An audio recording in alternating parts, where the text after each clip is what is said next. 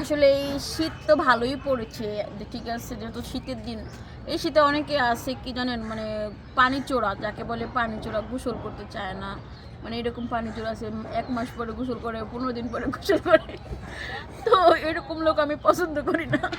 যদি এরকম কেউ থাকো যে আসলে প্রতিদিন গোসল করো, তারা কমেন্ট করবা, ঠিক আছে, মানে পানি চোরা না, এবং ফোনও করে বলতে পারো যে আপু আমি গোসল করেছি আজকে, ঠিক আছে। কারণ পানি চোরা তাদের গন্ধ, নাকদের গন্ধ আসে।